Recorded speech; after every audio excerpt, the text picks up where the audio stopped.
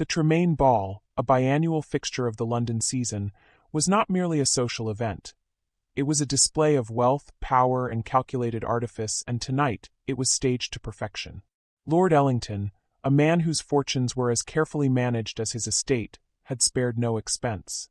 The enormous ballroom, a rococo masterpiece of white plaster and gilded moldings, seemed to vibrate with reflected light.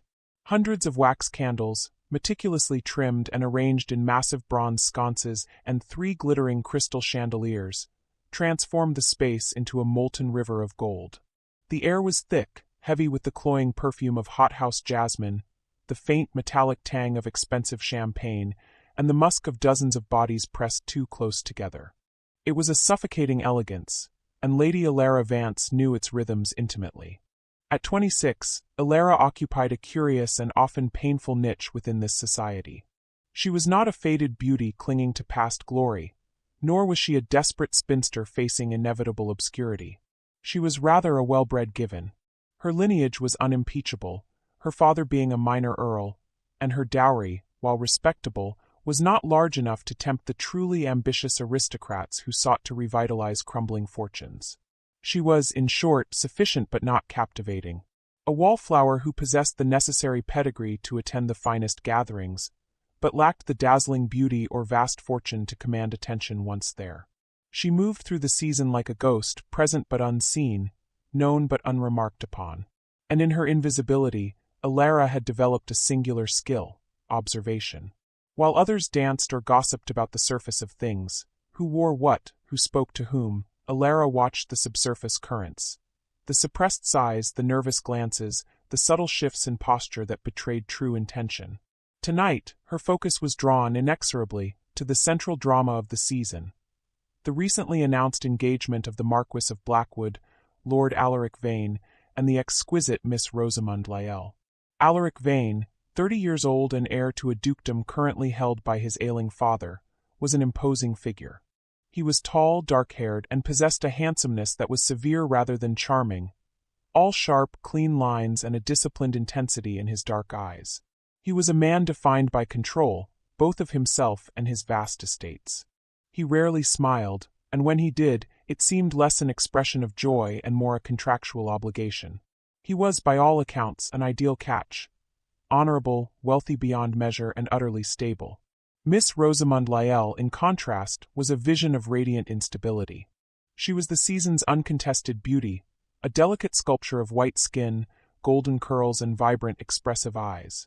Tonight, she was dressed in a gown of sea-green satin that seemed to capture and distill the light, making her appear like a creature risen from some mythical, shimmering ocean. Their union was heralded by the Morning Post as the perfect alliance. Ancient prestige and vast wealth united with unparalleled beauty and charm. The Ton sighed collectively with satisfaction. The pieces of the grand social puzzle had fallen into their designated, perfect places. Alara stood near a curtained alcove, pretending to be deeply absorbed in the inspection of a priceless Capodamont figurine, yet her gaze kept returning to the engaged couple. Rosamund was draped on Alaric's arm, laughing at something his friend, Lord Cranbrook, had said. Her performance was flawless. And yet, Alara noticed the almost imperceptible tremor in Rosamund's hand when Alaric's fingers briefly rested on her elbow. She saw the way Rosamund's smile, that dazzling, perfect arc, seemed to vanish the moment her head was turned away from her fiancé, replaced by an expression of cold, focused calculation. It was the smile of a predator, not a lover. Alara had spent enough time on the periphery of this society to understand that even the most glittering matches often hid mundane unhappiness or financial necessity. But this felt different.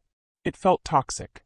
Rosamund's actions were not the reluctant acquiescence of a woman marrying for duty, but the careful maneuvers of a woman executing a difficult, high-stakes plan.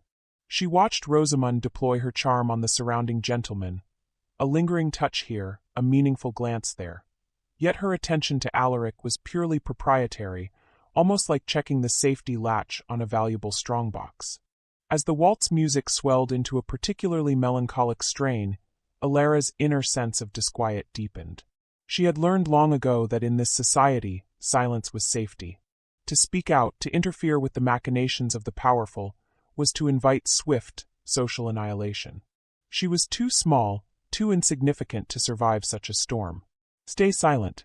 Stay safe. The mantra was a protective shell she had honed over seasons of neglect and dismissal.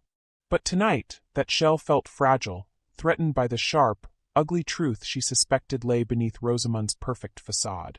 Alaric Vane, standing rigid and controlled, struck Alara as a lonely figure. He was not aloof.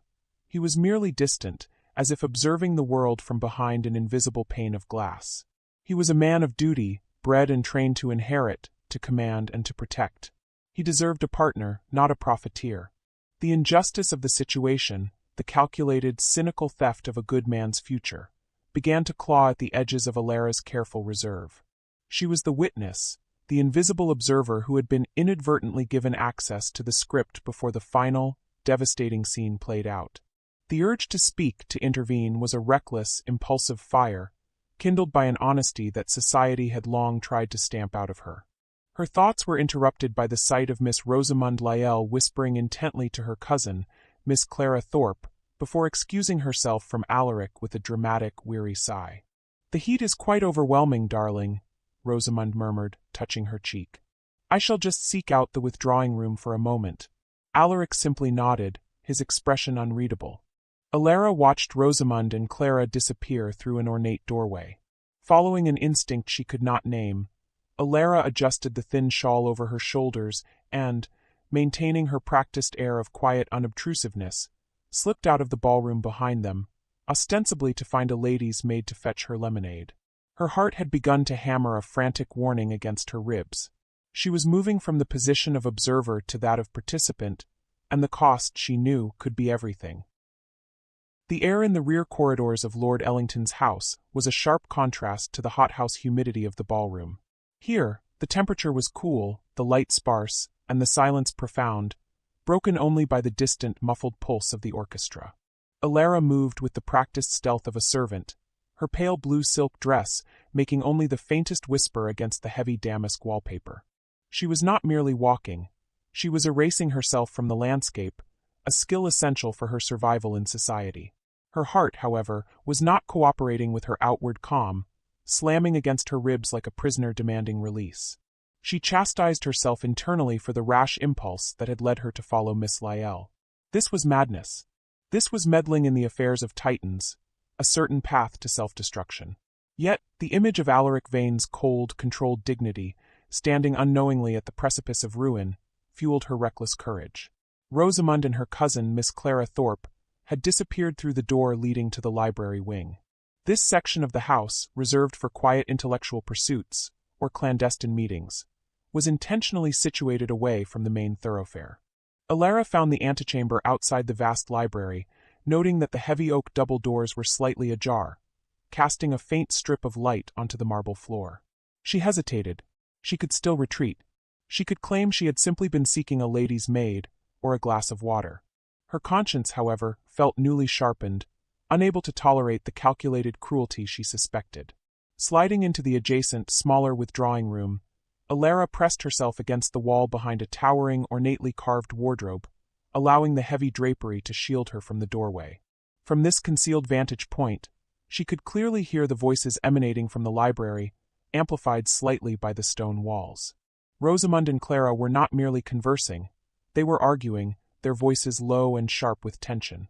"You must tell him tonight, Rosamund," Clara's voice hissed, devoid of the gentle deference she displayed in public.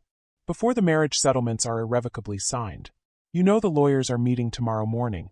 A cold laugh, utterly unlike Rosamund's silvery ballroom tinkle, cut through the silence. "Don't be ridiculous, Clara. The settlements are the entire magnificent point.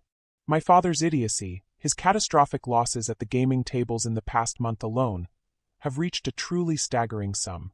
We are teetering on the edge of utter financial collapse. Alaric's money, his massive personal estate, will save us. It will pay the debts and leave us secure for life. But this is beyond calculated, Rosie. This is criminal deception. You know you cannot possibly maintain this facade for more than a year. And Lord Harrington is here tonight. He is watching you. He looks desperate, Rosamund. What if he causes a scene?" Clara sounded genuinely panicked, perhaps realizing the full implications of their dangerous scheme. Alara's breath hitched, her fingers tightening on the fabric of her skirt. Lord Harrington, a name she knew well from the gossip sheets, a handsome, daring cavalry officer, famed for his debts, his charm, and his passionate doomed affairs. Rosamund was not merely marrying for convenience. She was using Alaric as a financial lifeboat, while maintaining a dangerously reckless connection to another man. Harrington can wait, and he will, Rosamund responded, her voice hardening with steel. I have promised him that the truth will come out, that our future is secured, but not yet. I need the title, Clara. I need the security that only a Vane marriage can provide. Alaric Vane is my rescue ship, and I will not risk the landing by a premature announcement of my true affections. Alara felt a sudden, profound nausea. Rosamund's words were delivered with a horrifying clarity, devoid of any genuine remorse or affection for the man she was planning to entrap. But after the marriage, Clara pressed, her voice cracking slightly. What then? You plan to leave him? What about the scandal? Alaric will crush you. I will marry him, sign the necessary papers to save my father, and then I will be free, Rosamund said, a triumphant note entering her tone. I will manage Harrington. I'll simply claim that I was manipulated by his intensity, caught in a terrible tangle of lies, and forced to marry a man I did not love to save my family. Alaric, being the honorable, duty-bound fool he is, will be too mortified by the potential public spectacle to cause a major scandal that would truly ruin me. He will likely grant an uncontested separation, perhaps even an annulment based on some manufactured grounds, and I will walk away with my family saved and my reputation only slightly bruised. And the Duke? The Duke, well, he understands duty. Rosamund dismissed him with a cruel finality. He needs an heir, and he needs a respectable duchess. I will provide both until I no longer wish to. We will all get what we want. The raw cynicism of Rosamund's plan settled over Alara like an icy shroud. It was not merely a broken engagement waiting to happen. It was calculated financial abuse and emotional fraud. Alaric Vane was not simply going to be unhappy. He was going to be systematically robbed and humiliated by a woman he believed to be his dutiful, beautiful bride. So, what is the arrangement tonight? Clara asked, resigning herself to the plot. Tonight, after the supper is announced, Rosamund instructed, her voice dropping to a conspiratorial whisper. Tell Harrington to meet me by the laurel hedge. The far end near the small, abandoned sundial. Everyone will be watching the ceremonial supper entrance, giving us 15 clear minutes. I need to reassure him. He is growing restless, and I cannot afford a mistake before tomorrow morning's signing. Alara's hands, hidden in the folds of her gown, were shaking so violently she had to clench them into fists. Her conscience, which had been gently nudging her towards retreat, now delivered a violent, uncompromising shove. The cold, practical part of her mind screamed, Stay silent. This is not your fight. You will be destroyed.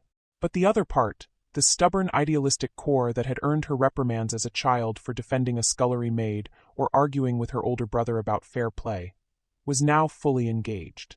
She couldn't watch this happen. She could not be an accomplice through her cowardice.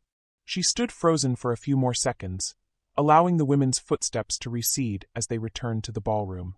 Alara knew she had to move quickly. The midnight supper announcement was perhaps 30 minutes away.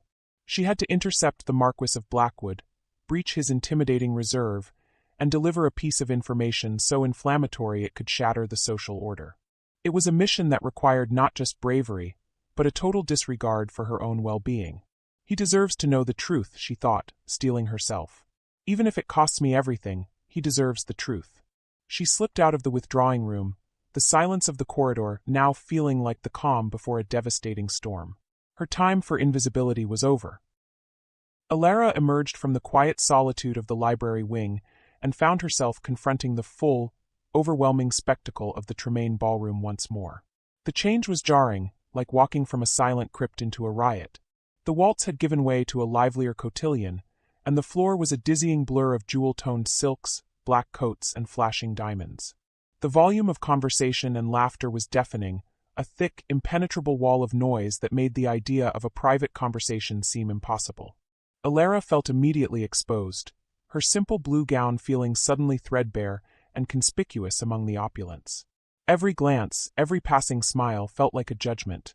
The target of her mission, Lord Alaric Vane, was positioned near the furthest set of French doors, precisely where she had left him. He was a beacon of immobility amidst the chaos, standing with his back to the wall, his posture rigid and formal, speaking with two older gentlemen whose faces were set in expressions of financial gravity. Rosamund Lyell, having returned from her conspiratorial meeting, had rejoined him.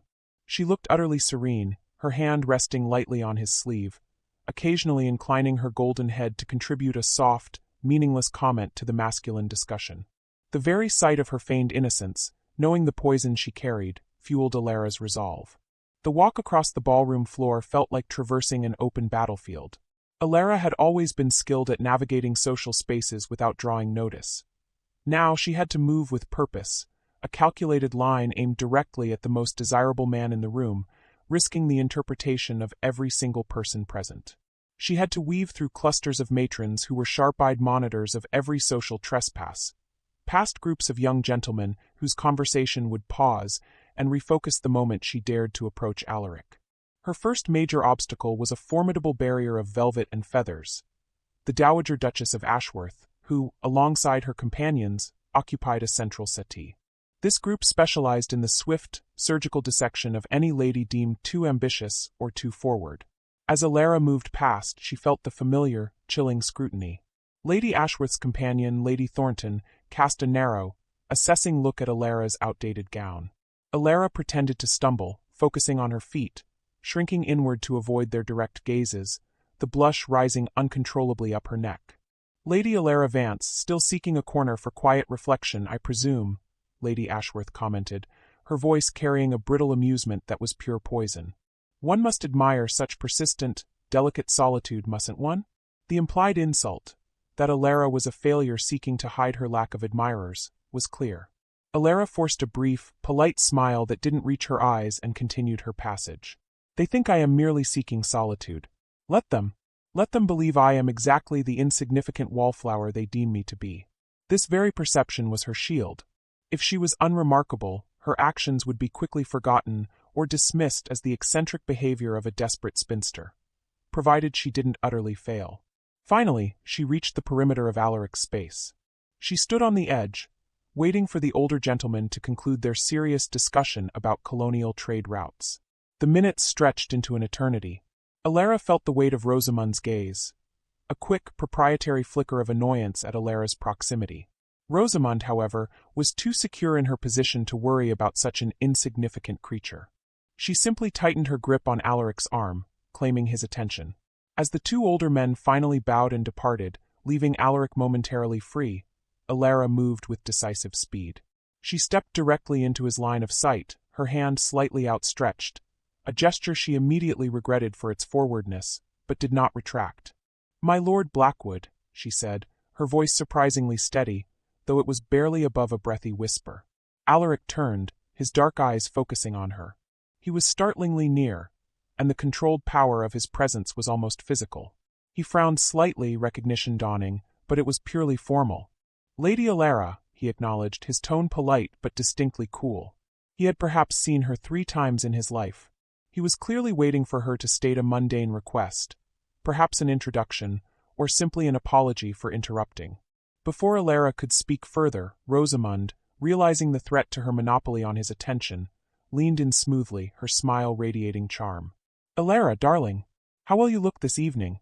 Were you just telling Alaric about your success in arranging your father's library? I know he finds matters of taxonomy quite fascinating."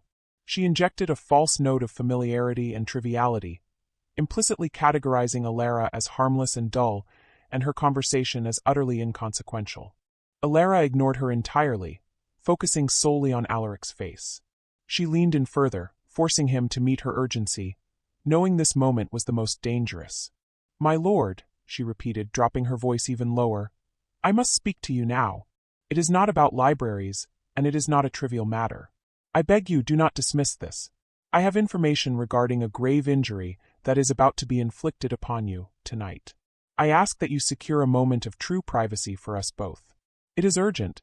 It is a matter of the utmost honor." The single word, honor, spoken with such desperate sincerity, was the barb that finally caught his attention. He was a man steeped in duty and honor. It was the language of his life. His dark eyebrows drew together, and the polite coolness in his eyes was replaced by a sharp, probing intensity. He assessed her, taking in her genuine pallor beneath the ballroom light, the frantic sincerity in her brown eyes, and the undeniable terror fighting with conviction in her face. This was not the idle chatter of a society lady. Rosamund, sensing the shift, interjected, her tone now sharp with veiled possessiveness. "Alaric, surely Alara can speak of whatever little matter it is at a later time? The host is calling for the supper procession, and we must take our place." Alaric did not glance at his fiancée. He simply continued to look at Alara, his mind clearly working through the potential costs and benefits of engaging with this unexpected messenger. He was a skeptic by nature, but Alara's fear felt undeniably real. He was intrigued, and perhaps, despite his general cynicism, a small part of him was vulnerable to the dramatic plea of honor. After a long, taut moment, he made his decision. He gave a fractional, almost imperceptible nod. He then turned to Rosamund, his expression regaining its usual controlled serenity. "My dear," he said smoothly, taking her hand, "forgive me. Lady Alara has a pressing, delicate message from her father regarding a minor tenancy dispute that requires immediate, private consultation. It seems Lord Beaumont is quite insistent." He gave Rosamund a cool smile that brooked no argument. "I shall meet you by the supper table in 5 minutes. Do not wait." He released her hand, the dismissal subtle but absolute.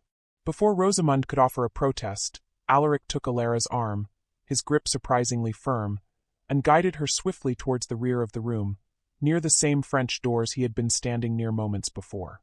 "Lead the way, Lady Alara," he instructed, his voice low and devoid of warmth. "And pray that whatever you have to tell me is worth the scandal you have just initiated." Alaric Vane did not lead Alara far. He navigated them away from the immediate crush of the ballroom, his firm, guiding hand on her elbow, a surprising anchor in her mounting terror. He pushed through a set of heavy, unadorned mahogany doors, which swung inward to reveal a small, private study. This room, clearly meant for Lord Ellington's occasional business meetings, was hushed, dominated by a massive mahogany desk littered with ledgers and sealed documents. It was far from glamorous, but it offered the absolute privacy Alara desperately needed. Alaric closed the door behind them, the heavy, cushioned thud seeming to seal them off entirely from the glittering, deceptive world outside. The study was dark, lit only by a single gas lamp on the desk that cast a pool of amber light over the room. The dim illumination exaggerated the shadows beneath Alaric's sharp cheekbones and intensified the seriousness of his gaze. He walked to the center of the room, his posture rigid, and turned to face her. He crossed his arms over his chest, a gesture that conveyed both impatience and a controlled readiness for confrontation. "Lady Alara," he began, his voice deep, cool, and utterly devoid of kindness. "You have achieved a feat few manage. You have bypassed my fiancé, interrupted a key social event, and led me into a private room under the guise of an urgent, fabricated matter of business. You have precisely 3 minutes to justify this transgression. If this is a misplaced jest, a fit of hysterics, or some calculated ploy rooted in feminine jealousy, I will not only ensure you leave this house immediately, but I will speak to your father before dawn. Do you understand the implications?" Alara felt the crushing weight of his scrutiny and authority. The sheer physical presence of the Marquis in the small room was overwhelming, and for a fleeting second, the practiced cowardice of 3 seasons threatened to suffocate her. But she remembered the cold, cynical calculation in Rosamund's voice, the planned destruction of this very man's dignity and future. The fear remained, but it was channeled into a fierce, protective resolve. She had to be blunt, direct, and utterly convincing. "My lord, I understand the implications perfectly," Alara managed, her voice steadier now than she had thought possible. "And I assure you, I have no desire to be here, nor any reason to fabricate such a malicious story. If I am wrong, I know I am ruined, but I must risk it. I overheard a conversation moments ago that compels me to speak." She took a breath and plunged directly into the accusation. "It concerns Miss Lyell, my lord. Your fiancée. Her plan for your marriage is one of cynical financial exploitation, not affection." Alaric's face hardened instantly, the expression of impatience transforming into one of dangerous ice. "I warned you against such petty slander, Lady Alara. If you are suggesting she is not perfectly suited, I am suggesting she is a deliberate fraud." Alara cut him off, her own urgency overriding the formality of society. She knew she had to deliver the facts before his anger could dismiss her entirely. "She is marrying you to settle her father's staggering gambling debts. Her entire family is on the brink of ruin, and your fortune is their single means of salvation." Alaric's jaw tightened. He did not dismiss the financial claim outright, which struck Alara as significant. Perhaps he was already aware of a certain necessity on the Lyell side, though certainly not this level of desperation. "You have no proof of such claims," he stated, his voice a quiet, lethal force. "I have overheard every detail, my lord, and the fraud runs deeper. She is not merely marrying you for money. She intends to leave you shortly after the settlements are signed, but before your father passes and you become duke. She has a lover, Lord Harrington, and she intends to run to him, claiming she was forced into this marriage against her will." Alara then delivered the most crucial piece of evidence, the detail that anchored her flimsy, overheard story to the solid ground of the present moment. "And tonight, Alaric, tonight she intends to meet him. She told Miss Thorpe to arrange the meeting for after the midnight supper announcement. The location is the laurel hedge, near the small sundial in the garden." She finished, leaving the silence to absorb the weight of her words. She watched his eyes, searching for a flicker of denial, anger, or conviction. What she saw was a terrifying, absolute stillness. Alaric did not shout, nor did he rage. He merely stood, his expression turning inward, his intense focus now entirely internal, assessing the probability of her claim. He lowered his arms slowly, taking a step toward the desk, his hands resting on the cool mahogany surface. "A lover. Lord Harrington," he repeated the name, tasting the venom of it. "And she meets him tonight, while I am standing 3 rooms away, discussing the details of our future estate management." His voice was low, almost conversational, yet it was more frightening than any shout would have been. "She believes, my lord," Alara pressed, needing him to understand the depth of the planning, "that you are too honorable, too concerned with reputation, to pursue a scandal that would utterly ruin her, even after the discovery. She believes you will simply grant an annulment or a quiet separation, ensuring her family's financial security first." He turned back, his gaze cold and penetrating. "You tell a story that, if true, destroys my future and the Vane legacy. If false, Lady Alara, it destroys you utterly and possibly me by association." He paused, his focus returning to her face, searching for the lie. "Why, Lady Alara? Why this reckless, dangerous intervention? What is your motive? Do you stand to gain from my broken match?" Alara met his gaze without flinching, knowing this was the final, critical test. "My motive, my lord, is precisely what Miss Lyell claims you embody, honor. I am not married, and I have no brilliant prospects. I have nothing to gain but the knowledge that I did not stand by and allow an honest man to be made a complete fool by a cruel opportunist. You deserve to know the truth before you sign away your life and your fortune." The raw, simple truth of her answer, coupled with the absolute risk she had taken to deliver it, seemed to finally penetrate his reserve. He looked at the pallor of her face, the genuine fear in her brown eyes, and the unwavering conviction in her stance. He realized that a lie calculated for benefit would have been delivered with far less terror and far more artifice. This woman was terrified, yet steadfast. "The laurel hedge. After the midnight supper," Alaric murmured, his mind already working, no longer questioning if the plot existed, but how to expose it. "I must have proof, Lady Alara. Irrefutable proof. For your sake and mine." The atmosphere in the private study, already tense, now hummed with a different kind of energy, collaborative intensity. Alaric Vane, having processed the shock and the initial outrage, was now purely focused on logistics, driven by the cold, surgical detachment of a man of strategy. He was no longer simply hearing a wild accusation. He was planning a counter-maneuver against an enemy who had infiltrated his most private domain. Alara, despite her exhaustion and fear, felt a strange surge of adrenaline. This was where her observant nature, her capacity for detailed planning, qualities utterly useless in the ballroom, finally found their purpose. Alaric moved away from the desk and began to pace the short length of the room, his long strides contained only by the walls. "Proof," he stated, the word echoing softly in the silence. "We cannot rely solely on the word of a man who stands to gain from my downfall. Lord Harrington's reputation is too stained by debt and recklessness. And we certainly cannot rely on your word, Lady Alara, as you are, regrettably, viewed as an insignificant entity in this society. Rosamund will simply claim you are a jealous, desperate spinster attempting to destroy a perfect match. Your family, sadly, does not possess the influence to withstand such a counterattack. The ton will believe the beautiful fiancée over the overlooked observer every time." He stopped, fixing her with a gaze that demanded total honesty. "If I confront them, they will deny it. They will turn the accusation back on you, and I will be left with a painful choice. Believe your word, break the engagement based on flimsy evidence, and risk the immense scandal and public mockery, or proceed with the marriage, living in constant suspicion. Neither outcome is tolerable. Precisely, Elara agreed, her mind racing. The evidence must be irrefutable, and it must bypass the need for an unreliable third-party witness. She stepped toward the desk, tracing the edge of a map with her finger. We need to catch them in the act, my lord, but from a position where your presence is unknown and cannot be used as a weapon against you. A clandestine interception? Alaric scoffed, the corners of his mouth turning down in an expression of self-disgust. Hiding in the shrubbery to spy on my fiancée? It is utterly dishonorable. It is the action of a cuckolded fool. No, my lord, Elara countered firmly. It is the action of a general gathering intelligence before a critical battle. Rosamund is using the rules of honor against you. She believes you are too principled to eavesdrop, too proud to be seen as suspicious. You must exploit her certainty in your predictability. She laid out the framework of the scheme she had mentally constructed. The meeting is planned for the laurel hedge, which is notoriously dense and offers excellent seclusion.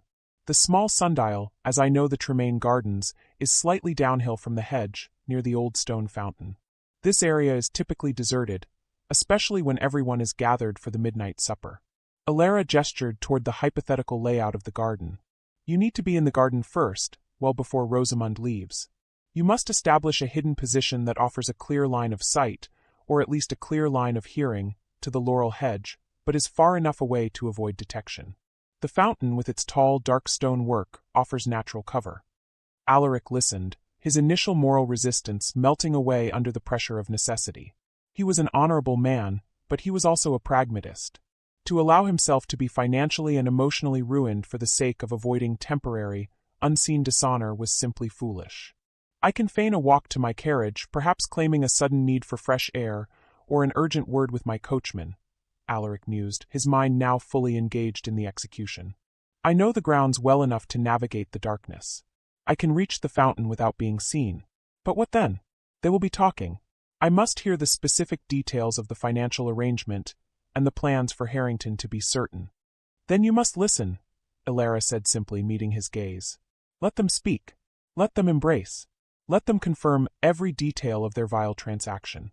The sight and the words will be your evidence. It will be a truth that only you possess, and it is the only truth that matters. A flicker of raw pain crossed Alaric's face. The thought of witnessing the intimate betrayal, of seeing the woman he was set to marry in the arms of another, was clearly agonizing. But he understood the necessity. And you, Lady Elara? He asked, his voice now softer, recognizing her pivotal role in this dangerous game. If I go out there, you must remain here. If you are seen returning to the ballroom, and then I vanish, suspicion will fall on you. Rosamund will question your father's urgent business and connect the dots. I will not return to the ballroom immediately, Elara promised. I will wait for the general movement of the supper procession to begin. I will rejoin the flow of guests late, claiming I lost my way, or that the urgent business took longer than expected. I will be vague, clumsy, and easily dismissed. You must leave now, my lord. The supper announcement is imminent, and Miss Lyell will be moving soon after. Alaric looked at her, his initial cynicism entirely gone, replaced by a grudging respect and a sudden, acute sense of reliance. She was small, overlooked, yet she possessed a clear-headed nerve he rarely encountered even among his peers. If I return with proof, Lady Elara, you have done me a service that exceeds any value I can place upon it, he said, his voice quiet but intense. If I return empty-handed, and this was an error, however sincere, I must know what you desire. You have risked everything. What is your expectation of reward? Elara shook her head immediately, stepping back towards the door. My expectation is only that you act on the truth, my lord. Nothing more. My safety lies in your success, not in any subsequent reward. He studied her face for another moment, then decisively turned towards a small secondary door in the study, which Elara correctly assumed led directly out to a less-used service path connecting to the garden. Very well, Alaric stated, pulling on a pair of dark gloves. I will become the necessary fool. Wish me luck, Lady Elara. Your reputation and my future depend on the depth of the laurel hedge. He opened the door a crack, peered out into the darkness, and then slipped out into the cold night, leaving Elara alone in the dimly lit study to face the agonizing wait. Elara found herself alone in the quiet study, the click of the secondary door locking behind Alaric Vane, sounding like the final, irreversible descent of a portcullis. The silence was intense, broken only by the frantic thudding of her own pulse. She walked to the desk, her knees threatening to buckle, and rested her hands on the cold, hard wood. Her isolation was absolute. She was no longer just a passive witness. She was the co-conspirator in a high-stakes, covert operation, an amateur spy left behind the lines, entirely dependent on the success of the Marquis. The minutes that followed stretched and warped, becoming an agonizing suspension of time. Outside the heavy doors she could hear the orchestra swell and then recede, punctuated by waves of distant collective laughter. She knew the rhythm of the Tremaine ball. The music meant the main party was continuing, oblivious to the drama unfolding in the shadows. She pictured Alaric, a man accustomed to leading legions and managing vast estates, now reduced to creeping through the dark, damp flower beds, hiding behind a stone fountain to eavesdrop on the woman he was set to marry. The thought was both tragic and absurd. She knew Rosamund's window of opportunity was tight. The few minutes between the formal announcement of the midnight supper and the actual procession into the dining hall. The guests would be preoccupied with finding their places, engaging in polite jockeying for proximity to the highest-ranking hostesses. This was the moment of maximum confusion, and thus maximum opportunity for a discreet rendezvous. Alara watched the small carriage clock on the desk. 11:30. The announcement was due at midnight. Alara's immediate priority was managing her own disappearance. She had to remain sequestered long enough to ensure Alaric had reached his position, but not so long that her absence became noticeable to anyone but the most dedicated scandalmonger. She imagined Rosamund and her cousin Clara watching the crowds, waiting for the signal, confident in their plan, and utterly certain of Alaric's honorable predictability. That confidence was the only weakness Alara had to exploit. At 11:45 the music softened slightly, and Alara heard the distant, amplified voice of Lord Ellington's butler, announcing, "Ladies and gentlemen, His Grace, the Duke of Tremaine, invites you to join him for the midnight supper." The collective murmur of the crowd immediately swelled as the guests began to move. "Now!" Alara smoothed her gown, took a final, steadying breath, and exited the study, pulling the door quietly shut behind her. She did not return to the ballroom, which was now emptying towards the dining hall. Instead, she took the long, indirect route back through the deserted hall and into the main withdrawing room, a location she had claimed to have been heading toward in the first place. When she finally slipped into the grand flow of guests migrating towards the dining hall, she wore a carefully cultivated expression of slight confusion and apology. She walked as if she had been detained by a lengthy, dull conversation. She was, as always, inconspicuous, but this time it was by design. She saw Rosamund and Clara a short distance ahead, near the entrance to the dining room, but not yet seated. Rosamund looked flawless in the bright light of the supper hall, a portrait of serene anticipation. Alara watched her closely.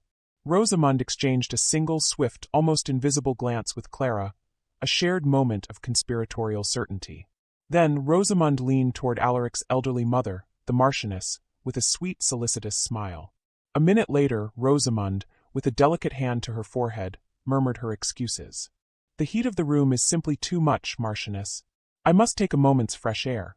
I shall be back before the soup is served, I promise." The Marchioness, fussing over her own lace gloves, nodded vaguely. Rosamund glanced once more toward the dining hall exit, assuring herself that Alaric was nowhere in sight, and then, with the elegant swiftness of a serpent, she moved. She melted away from the cluster of guests, slipping out through the same set of French doors Alaric had left from earlier, heading towards the dark promise of the garden. Alara's breath hitched. Rosamund was gone. The execution had begun. Now, the weight of the evening shifted entirely to the laurel hedge. Alara followed the general flow into the dining hall, taking a seat at a table far down the hierarchy, a safe corner where she would be neither noticed nor expected to contribute. She accepted a glass of chilled white wine, but she did not drink it. She forced herself to eat a few bites of cold chicken, but it was tasteless. Her mind was entirely in the garden. She visualized Alaric Vane, hidden and waiting, a man of control forced into a position of helplessness. She pictured Rosamund, gliding through the darkness, expecting a passionate welcome, not a cold, unblinking witness. The agonizing wait stretched out. The conversation around Alara was a meaningless hum. She tried to appear engaged, nodding at appropriate moments, but she was listening only to the frantic ticking of her internal clock. Every minute felt like an hour. If Alaric succeeded, he would return discreetly, perhaps claiming he finished his business and rejoining the party, or perhaps leaving the ball entirely. If he failed, or worse, if he was discovered, the fallout would be catastrophic for them both. After what felt like a lifetime, perhaps 20 minutes, though her perception of time was useless, Alara saw Clara Thorpe, Rosamund's cousin, fidgeting nervously at her table across the room. Clara was glancing towards the dining hall door, her composure cracking under the strain. She stood up abruptly, whispering an excuse to her neighbor, and hurried towards the exit, ostensibly to find the lavatory. But Alara knew. Clara was going to check on her cousin. The meeting should have been finished by now. The appearance of Clara confirmed two things. First, that Rosamund had been gone for far too long for a simple breath of fresh air, and second, that Alaric had not yet returned to the main part of the house. The tension was reaching its breaking point. Alara felt a wave of icy dread wash over her. What if Alaric had been discovered? What if Rosamund had seen him approach the fountain? The noise of the supper room seemed to fade into a hollow echo as she waited, rigid and silent, for the inevitable outcome. She had risked everything for a man she barely knew, and now, she could only wait for the final, terrible reckoning. The immediate chill of the night air was a shock to Alaric Vane after the stifling heat of the ballroom. He moved swiftly, his dark clothing and trained, economical steps blending seamlessly with the shadows of the Tremaine gardens. He was not merely walking, he was operating on instinct and military precision. Despite the formality of his marquisate, Alaric had spent a significant portion of his early 20s in a military regiment, and the discipline of covert movement was ingrained. He felt a profound sense of humiliation and self-disgust, however. This was not a tactical reconnaissance mission against a foreign enemy. It was a desperate act of espionage against his own prospective wife, driven by the frantic conviction of a practically unknown woman. He followed the narrow, graveled service path that Alara had implied, which led around the vast kitchens and stables toward the older, more overgrown section of the grounds. The moonlight was thin, obscured by patchy clouds, offering just enough guidance to avoid stumbling over the uneven flagstones. The sounds of the ballroom, the laughter, the music, faded rapidly behind the thick stone walls of the house, replaced by the hushed sounds of the nocturnal garden, the rustle of leaves, the distant croak of a frog, and the faint, trickling noise of the fountain. Alaric reached the junction of paths near the old Italian stone fountain Alara had described. The fountain was a large, moss-covered structure featuring a trio of brooding sculpted figures, and its basin was surrounded by thick, dark ivy. It offered excellent cover. He slipped behind the highest pillar, pressing himself into the cold, rough stone. He held his breath, listening. The laurel hedge, he estimated, was perhaps 30 feet further down the path, shrouded in near-total darkness. He could see the dense, glossy leaves, but the area was obscured enough that any figure standing there would be visible only as a silhouette. The minutes he waited felt like an eternity compressed into moments of intense hyper-awareness. His mind, usually a fortress of control, was under siege. He fought the urge to simply walk down the path, confront Rosamund, and end the vile charade immediately. But Alara's caution held him fast. Confrontation without irrefutable evidence meant his word against Rosamund's tears and the public's ingrained preference for beauty and romance. He needed to hear the confirmation of the plot. He needed the words. A few minutes after he was settled, Alaric heard the crunch of gravel and the faint, unmistakable rustle of silk. He flattened himself further against the pillar, barely daring to breathe. Rosamund, a pale, shimmering figure against the darkness, glided towards the laurel hedge. She stopped, glanced back towards the house, a quick, furtive check, and then called out in a low, husky voice that was definitely not the high, sweet tone she used in the ballroom. "Jasper? Are you here?" A deeper shadow detached itself from the gloom of the hedge, moving forward quickly. It was Lord Harrington. He was tall, dressed in a black military coat, and his movements were hungry, impatient. "Rosamund! Thank God! I thought you would never come. You've been dancing with that corpse of a marquis all night." Harrington seized her by the shoulders, his grip possessive and rough. Alaric's jaw clenched, a surge of cold fury hitting him. The sight of the physical contact was a brutal confirmation. He forced himself to remain still, focused only on hearing. "Hush, darling, not so loud," Rosamund whispered, though she leaned into the embrace immediately. "I had to wait until the supper announcement. Alaric is so terribly predictable. He would have noticed my absence otherwise. He claims he has gone to speak to his driver about an early departure, which gives us 10 clear minutes. Harrington's voice dropped, becoming urgent and resentful. 10 minutes is not enough. You look radiant, Rosie, but it's killing me to see you on the arm of that ice fish. Tell me you've told him. Tell me the engagement is off. Rosamund pulled back slightly, her words laced with the same cold, calculating tone Alara had described. Don't be foolish, Jasper. I can't break it off yet. The settlements are being finalized tomorrow morning. Father's debt is astronomical. I cannot risk him going to debtor's prison. I must go through with the first phase. Alaric's money, or rather the Vane estate, is the only thing that can save us. Alaric heard Rosamund sigh, a sound of self-pitying martyrdom. I will marry him, pay off the blackguards, and secure my future. And then, darling, in 6 months, a year at most, I will manufacture a crisis. I will claim to have been manipulated, coerced. Alaric is a stickler for honor. He will be desperate to avoid public scandal. He will let me go quietly. We will be together then, Jasper. With the family name cleared and enough money to live comfortably on the continent, well away from his cold disapproval. Harrington seemed satisfied by this assurance, pulling her back into a fierce embrace. My brave Rosamund, to endure that marriage for us. You are magnificent. Alaric listened to the sickening exchange, his every muscle rigid, the cold stone of the fountain pillar biting into his back. The pain was sharp, intense, a brutal physical shock delivered by the confirmation of Alara's every word. It was not just the infidelity, it was the calculated, mercenary cruelty of the plan, the casual dismissal of his character and his future. He was nothing but a means to an end, a blank check to secure her lover. As they separated for a moment, Alaric saw something fall from Rosamund's hair. A small, bright object that caught the meager moonlight for a fraction of a second before disappearing into the gravel. He memorized the spot. Go back in now, Harrington urged. I'll leave the grounds immediately. Tomorrow we must be discreet. Wait for my signal. Be patient, my love, Rosamund whispered, and then with a final lingering kiss, she turned and retraced her steps, gliding back toward the warm, oblivious house. Harrington vanished back into the shadows of the hedge. Alaric waited until the sounds of both their departures had completely vanished. His body was trembling, not from cold but from controlled fury. He stepped out from behind the fountain, his senses dulled by the magnitude of the betrayal. He walked slowly, deliberately, to the spot where the bright object had fallen. Kneeling down, he reached into the gravel. His fingers closed around a crumpled piece of silk, an emerald-green ribbon, the exact shade of the one woven through Rosamund's golden curls earlier that evening. He stood up, the ribbon gripped tight in his fist, the physical evidence resting alongside the memory of the conversation. The test was over. The truth was ugly but absolute.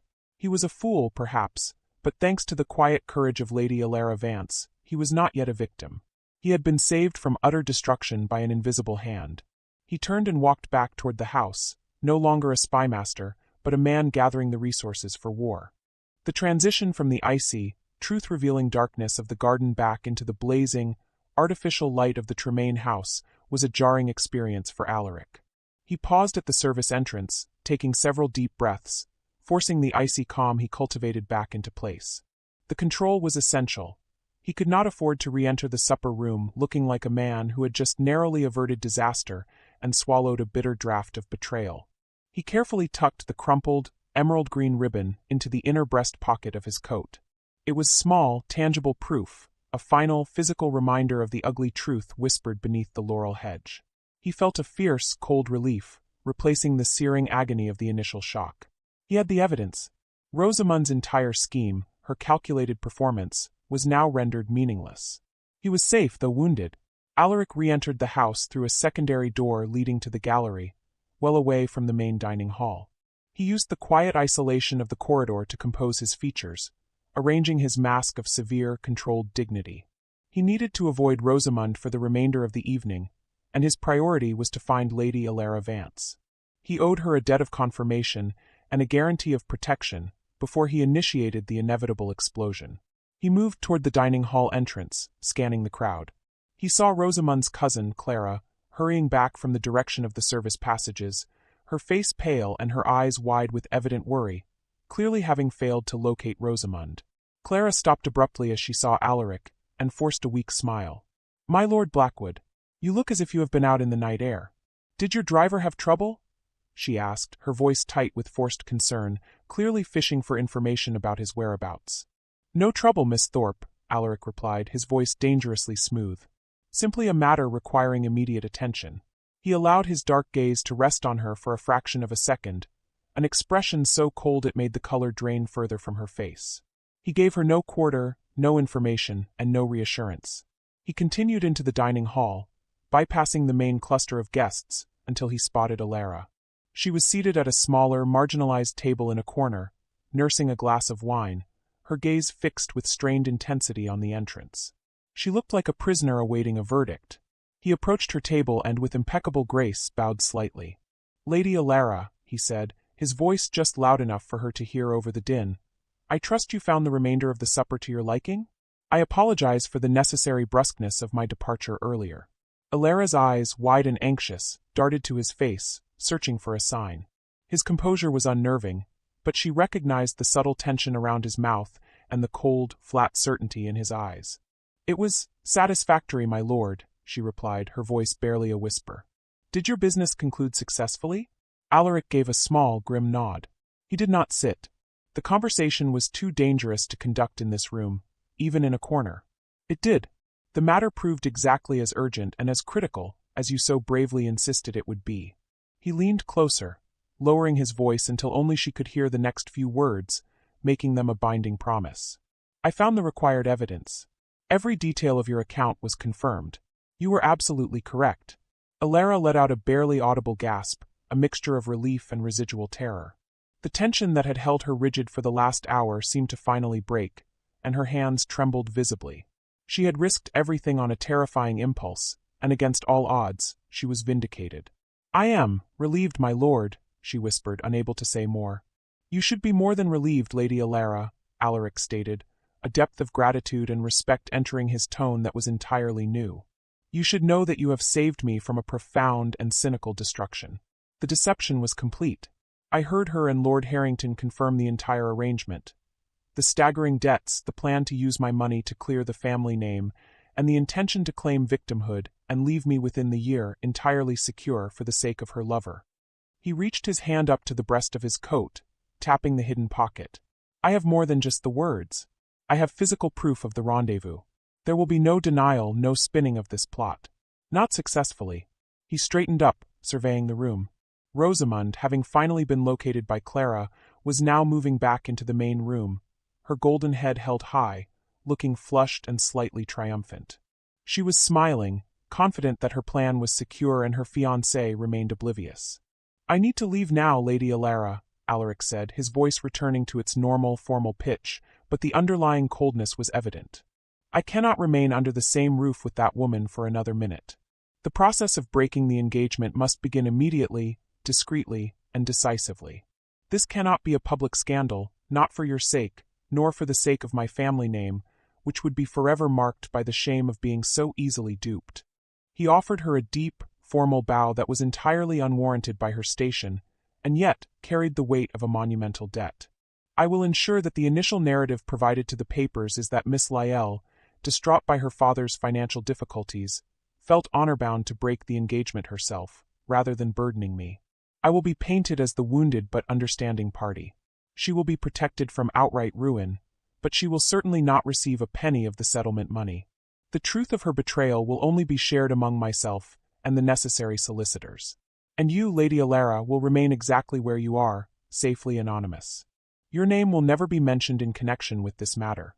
He paused, holding her gaze with an intensity that made the surrounding clamor of the ball vanish. "I will call on you and your father tomorrow, not to discuss tenancy, but to settle the true debt. Thank you, Lady Alara. Thank you for your incomparable courage." With a final, brief nod, Alaric Vane turned and walked swiftly toward the main entrance, his tall figure commanding attention but offering no explanation.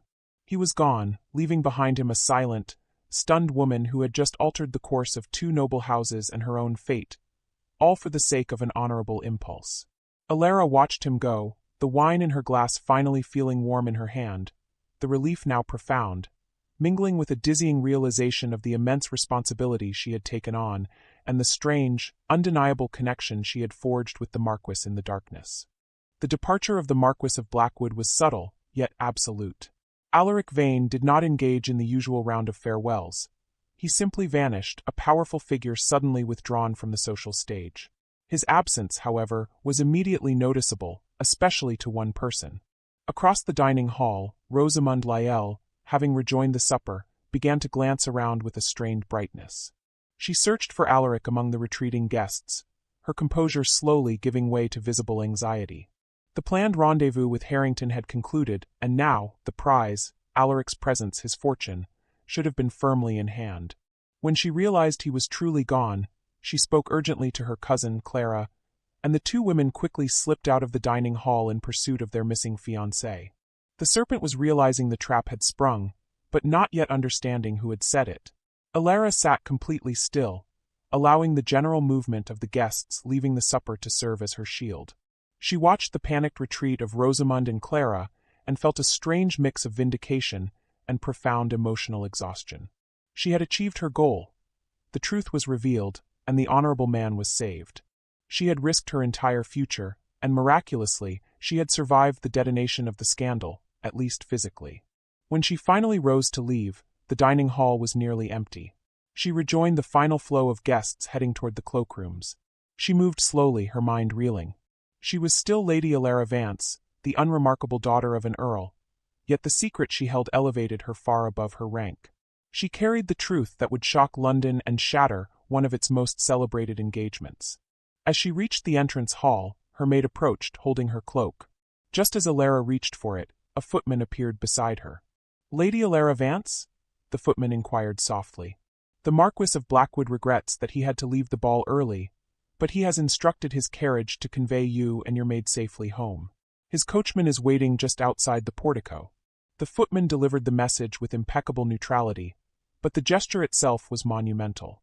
For the most desired bachelor in London, a man notorious for his reserve, to offer his personal, private carriage to Lady Alara Vance, a lady he barely knew, was a statement that would not go unnoticed by the handful of departing guests who overheard. It was Alaric Vane's first subtle move to acknowledge the debt and to elevate the status of his unlikely accomplice, giving the ton something entirely new to speculate upon. Alara felt a flush rise to her cheeks. She was instantly nervous, yet deeply touched by the thoughtfulness. He wasn't simply offering her protection. He was offering her the first public sign of his acknowledgement. She nodded calmly. "That is exceedingly kind of his lordship. Please relay my thanks." Stepping out into the cold London night, Alara was ushered into the luxurious confines of the Marquis's carriage. It was warm, lined with dark velvet, and smelled faintly of expensive leather and pipe tobacco. It was the first moment of true, secure privacy she had experienced all evening. The movement of the carriage was smooth, a silent, dark retreat from the drama. As the carriage rattled through the empty streets, Alara reflected on the events.